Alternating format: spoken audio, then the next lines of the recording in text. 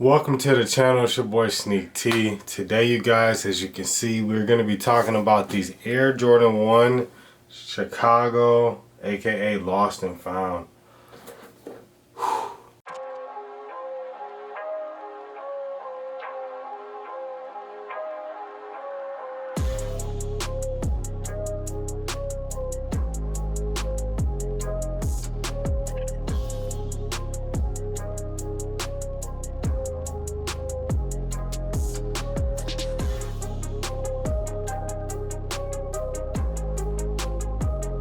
A lot to talk about with this sneaker, you guys. This shoe released recently. I want to say it was November 19th. And if you were around, you know that the release for these was crazy. Like, it just did not go well. A lot of people couldn't even enter. I personally couldn't enter the draw. I wasn't able to get through. But fortunately, my guy I work with, shout out to Chewy, man. I know you're probably not watching, but my guy had an account. He's not even into sneakers. He was able to get a dub for me. I didn't even remind him. He just hit me up like, dude, I just entered, I won, like no way. Hooked me up. So it was a smooth cop for your boy. Was able to secure a pair of the Air Jordan 1 Chicago Lost and Founds. So yeah, I mean, retail on these was 180 bucks. We have seen the retail price creep up, 180. I wouldn't be surprised if by next year or in another year or so, Jordan 1s are gonna be 190, almost 200 bucks. So I don't know what resale is looking like in the future days, but who knows, you guys. Before we get too much into the shoe, make sure you guys subscribe to the channel and check out my other review I just recently did on the Air Jordan 6 Metallic Silvers. If you guys haven't seen that video, make sure to go check that out. These are pretty clean. These are a sleeper, and I am going to be throwing some sole protectors on these. So if you want to see that video, subscribe to the channel, because sole protectors will definitely prolong the life of your shoes that have any icy bottoms on them. And even if they don't, they just help preserve them, keep them crispy, and keep the value of your kicks up whether you plan to resell them or not. So why don't we take a closer look at the box. Most people by now, you probably have seen the box floating around. It's got this nice aged look to it, very faded out. We got like this sale sticker here that actually seems like it is really on there. It does have an edge to it. I haven't tried to peel it off, so I'm just gonna leave it alone. Then we have the size 10, my personal size right here. And it reads Air Jordan 1 Retro High OG, varsity red, black, sail, and muslin. So sail and muslin on these, no white. We do have that black and varsity. So check out the box. Standard Jordan 1 box, except with the faded look. Now besides the box, you also do get this different style tissue paper here, which, check that out, man. Back in the day, $29.99, you guys. Just imagine, today, $180. 1985, $29.99. Boy, how times have changed. Anyways, nice detail on the paper. It just takes you back to the old school days of when the Air Jordan 1 first retro. And then we have our white tissue paper underneath that. And then other things you get with the box, they do come with black laces as well. I went ahead and threw the sail laces in mine, or muslin, I'm not sure what color that is, probably sail. So let me know what laces you guys would throw in them. And then they also do come with this receipt from back in the day. Just an old mom and pop shop that probably used to carry these. Too bad they're probably not around anymore. I don't know, I'm gonna have to look them up, see if these people are still around. But that's pretty much the unboxing experience you get with these. Nothing else inside of the box, but you do have one sticker in there, so make sure you got that.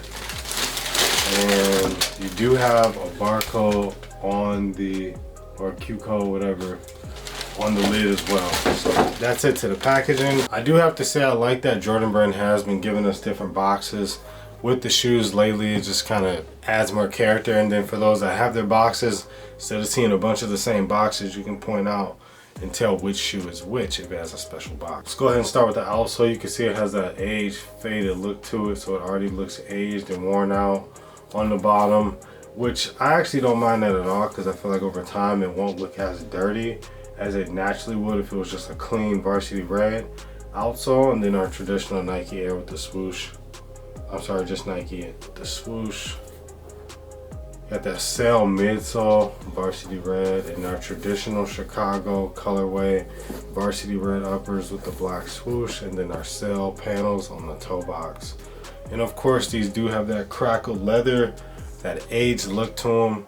Now, when I first heard about the aged look, I personally wasn't too thrilled about it, but I will say now that they are out and I see them in hand and everything, they aren't that bad. They're not, it doesn't bother me at all. My only complaint is that I wish that the ankle collar wasn't as faded. I'm fine with the crackling, I just wish it was more darker.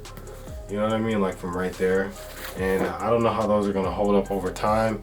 If it's already this faded and cracked now, over time are they gonna look twice as bad? So anyways, besides that, I think the colors are pretty much on point. I don't have a pair of previous release Chicago's to compare them to, but I'm pretty much, you're just getting your standard Chicago one. You do have that aged look on the tongue. I want to say this is where that Muslim color is.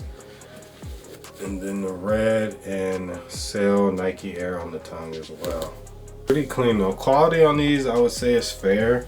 I've definitely seen better and I've definitely seen worse in 2022 as far as quality wise. But I'd put these in the middle, you know, they're okay. It's a major GR release, so you can't really expect nothing too crazy with materials when they're making 500,000 pairs of a shoe. So check out the insole. We have a white traditional insole in here. Got our size sticker on the insole as well, red Nike Air. And then these do come with tissue paper, no shoe tree. I can see us getting a lot more tissue paper and less shoe tree. It's a lot cheaper, a lot easier for Nike on their end. Then in the insole, you just have the traditional foam insole. So now if this is your first pair of Air Jordan 1s, which I doubt it is, but it could be, I personally would go true to size. I tried these on, they fit perfect for me. I'm a size 10. Always go to true to size in my Jordan 1s. Unless it's like maybe a women's exclusive or something, I'll go a half size up. I feel like they tend to run a tad bit more narrow, in my opinion. So true to size in these guys, definitely. These are definitely gonna be a hold. If you looked at prices of these before they came out, like a few months prior, they were like $1,000 and up. I remember these were sitting at like $1,200, $1,500. I'm just like, man, I hope the price drops on these, which it did, but it was dropping slow. And it started to really drop right around release date. And then of course after release date, it dropped a little bit. The lowest I seen these sitting at in most sizes was like, I was just saying men's sizes was like maybe 350 on the higher end at the lowest part of the market. And now we're on the up. Now it's like 400, 450 for most sizes, you know. So do I see these dropping? Not really. I mean, unless there's more restocks. We never got a second chance on these really from Sneakers app. We still could before the year is over, but I don't know. There's a lot of stuff still to come. We still got Travis Scott's to come. We got some 7s, those beige 7s. We got the Fire Red 9s. We got some other stuff that I'm forgetting, I'm sure too, but whatever. UNC 13s. Oh yeah, we still got the Chicago 2s, the Cardinal 7s, so it's still actually a lot for December. It's still a lot for December, so we might see some more pushbacks, who knows. So I would definitely buy these now though, as far as market wise, because the price is going up a little bit more on these over time. I've seen it creeping up. Like I said, about 30 days ago, these were like $100 less than what they are right now. So by next year, we'll see what they're at, you guys. Stay tuned because I am going to hit you guys with that on feet of these, and I might do a lace swap.